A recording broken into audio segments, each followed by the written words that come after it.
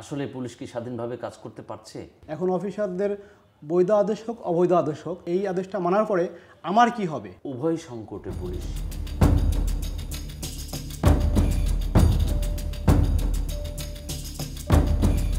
প্রিয় দর্শক, দৈনিক আমাদের সময়ের নিয়মিত আয়োজন হার্ড নিউজ অনুষ্ঠানে আমি আপনাদের সঙ্গে আছি মঈন বকুল, আর আমার সঙ্গে আজকে আমাদের স্টুডিওতে উপস্থিত হয়েছেন দৈনিক আমাদের সময়ের সিনিয়র রিপোর্টার সাজ্জাদ মাহমুদ খান।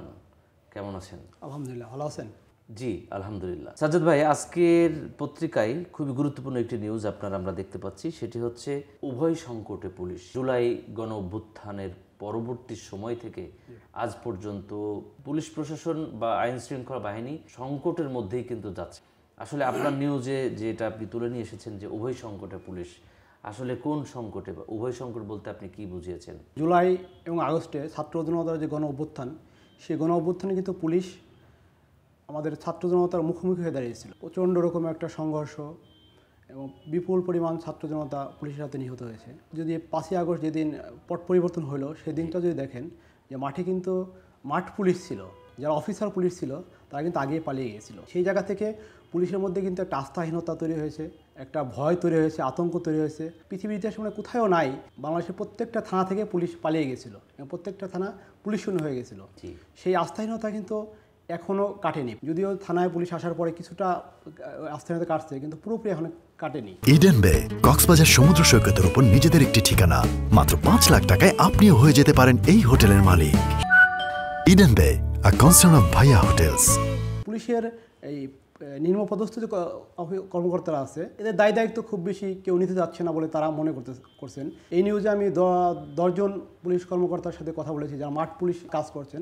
তারা বলতেছেন যে আগে ওই সময় যে আমাদের অফিসাররা রেখে পালিয়ে গেছিল, এখন অফিসারদের বৈধ আদেশ হোক অবৈধ আদেশ হোক, আদেশ মানার ক্ষেত্রে আমরা নিজেরা চিন্তা করি যে এই আদেশটা মানার পরে আমার কি হবে। আবার দেখবেন যে মামলার যে ইনভেস্টিগেশনগুলো আছে, পলিটিক্যাল যে মামলাগুলো হয়, সেই মামলায় কিন্তু একজন পুলিশবাদী থাকে কিংবা রাজনৈতিক নেতাবাদী থাকে, কিন্তু তদন্ত কিন্তু একজন পুলিশ করে। যদি এই তদন্তটা যদি আপনার রাজনৈতিক নেতার ইচ্ছা মতো যদি তদন্ত হয় বা পলিটিক্যাল পার্টি বা সরকার ইচ্ছা মতো তদন্ত হয়, পরবর্তীতে গভর্নমেন্ট চেঞ্জ হয়ে গেলে কিন্তু পুলিশ ফেসে যাবে, সমস্যায় পড়ে। আমার এই প্রশ্নটাই ছিল আপনার কাছে যে যেহেতু জুলাই অভ্যুত্থান পরবর্তী সময়ে অনেক মামলা হয়েছে, কিন্তু আমরা দেখছি আসলে এই মামলাগুলোর তদন্ত এবং আসামি গ্রেফতারের বর্তমান অবস্থাটা কি, মানে আপনার এই নিউজের মধ্যে আছে কি? মামলার তদন্ত কিন্তু হয় তথ্য প্রমাণের ভিত্তিতে। একজন হত্যা হয়েছে, সেখানে তথ্য প্রমাণ কী হয়েছে এবং সেই তথ্য প্রমাণে যারা যারা যুক্ত আছেন তারাই কিন্তু সাজা পাবেন। এর বাইরে কিন্তু চার্জশিট দেওয়ার কোনো সুযোগ নেই। আপনি যদি পলিটিক্যালি সেই চার্জশিটগুলো দিয়ে দেন যে যেহেতু এই গভর্নমেন্ট এভাবে চাচ্ছে, আমি এভাবে চার্জশিটটা দিয়ে দিলাম, 5 বছর পর যদি গভর্নমেন্ট চেঞ্জ হয়ে যায়, ওই কর্মকর্তা কিন্তু একটা বিপদে পড়ে যাবে। 500-র বেশি পুলিশের বিরুদ্ধে মামলা হয়েছে। সেই মামলাগুলোতে দেখবেন যে এই যে তদন্ত করছে আগের ওই গায়েবী মামলার তদন্ত এবং ওই গভর্নমেন্ট ইচ্ছা মতো চার্জশিট দিয়েছে, এই কারণে কিন্তু প্রবলেমে পড়ে গেছে। এখন যারা মামলা ইনভেস্টিগেশন করতেছে এরা কিন্তু উভয় সংকটে পড়ছে। মাঠ পর্যায়ের পুলিশদের কথা যদি আমরা বলি, তাহলে মাঠ পর্যায়ের পুলিশটা কিন্তু নির্দেশের অপেক্ষায় থাকে। অভ্যুত্থান পরবর্তী সময়ে আসলে অফিসার এবং মাঠ পর্যায়ের পুলিশ তাদের মধ্যে সম্পর্কটা কেমন? 5ই আগস্টে যে তারা দেখছে যে আসলে অপরাধ করলে কিন্তু ওই যে অপরাধ করবে মানে সেই সাজা পাবে। মাঠ পর্যায়ের পুলিশ সেইভাবে কিন্তু তার শোল্ডারটা ওইভাবে দিবে না। তো মাঠ পুলিশ এখন যেটা আমাদেরকে বলতেছে, ধরেন একটা ডাকাতি প্রতিরোধ করতে গেলাম, গুলি করলাম, গুলির ফলে কি হলো, একজন মানুষ মারা গেল বা ডাকাত মারা গেল, খুব বেশি তদন্ত করা হয় না যে কী কারণে আমি গুলি করলাম, আগে সাসপেন্ড করে দেওয়া হয়। আমার 2 জন পরিদর্শক পদমর্যাদা কর্মকর্তার সাথে কথা হলো, যারা ওসি পদমর্যাদার কথা হলো। ঢাকার একটা থানার থেকে একজন সাবেক ওসি যার ওই জুলাই গণহত্যার সম্পৃক্ততা পেয়েছিল, তাকে অ্যারেস্ট করা হয়েছিল। সে আবার থানা থেকে পালিয়ে গেছে। এই কারণে পরের দিনই হচ্ছে ওই যে থানার ওসি তাকে আবার সাসপেন্ড করা হয়েছে।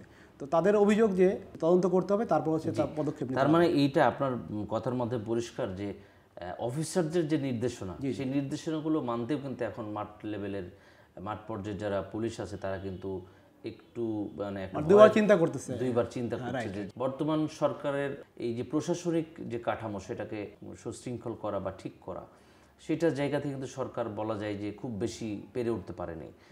এবং সরকারের জায়গা থেকে পুলিশকে কিভাবে সহযোগিতা করতে পারে বা পুলিশের জায়গা থেকে সরকারকে কিভাবে পুলিশরা সাহায্য সহযোগিতা করতে পারে, এটার উত্তরণের উপায় কি আপনার কি মনে হয়? গভর্নমেন্ট এবং পুলিশ দুটো যৌথভাবে কিন্তু কাজ করতে হবে। যদি যৌথভাবে কাজ করতে পারে তাহলে দ্রুত এই জিনিসটা উত্তরণ হবে। আইনে যা আছে, পুলিশ কীভাবে চলবে, কীভাবে অপারেশন চালাবে, কীভাবে তদন্ত করবে, জাস্ট গভর্নমেন্ট কোনো ধরনের প্রেশারাইজ করবে না বা পলিটিক্যাল পার্টি যারা আছে বা ছাত্র জনতা যারা আছে কোনো ধরনের প্রেশারাইজ করবে না। শুধু দেখবে যে আইনের যদি ব্যত্যয় ঘটায় পুলিশ, তখনই শুধু তার আমাদের ইসের জায়গায় আইনকে সামনে রেখে স্বাধীনভাবে কাজ রাইট, করতে হবে। একদম একদম এক্স্যাক্টলি। সাজ্জাদ মাহমুদ, আপনাকে অসংখ্য ধন্যবাদ। আপনাকে ধন্যবাদ। প্রিয় দর্শক, উভয় সংকটে পুলিশ, আসলে পুলিশ কি স্বাধীনভাবে কাজ করতে পারছে, নাকি এখনও কিছু কিছু বিষয় চাপিয়ে দেওয়া হচ্ছে? এই বিষয়ে বিস্তারিত যদি আপনারা পড়তে চান, তাহলে অবশ্যই দৈনিক আমাদের সময়ের পত্রিকা এবং অনলাইনে এই নিউজটির দিকে চোখ রাখতে হবে। প্রিয় দর্শক, আজকে হার্ড নিউজ অনুষ্ঠানের এ পর্যন্তই। আবারও আগামীকাল অন্য কোনো ইস্যু নিয়ে, অন্য কোনো অতিথিকে নিয়ে আপনাদের সামনে হাজির হব। সে পর্যন্ত সবাই ভালো থাকুন, সুস্থ থাকুন এবং দৈনিক আমাদের সময়ের সঙ্গেই থাকুন।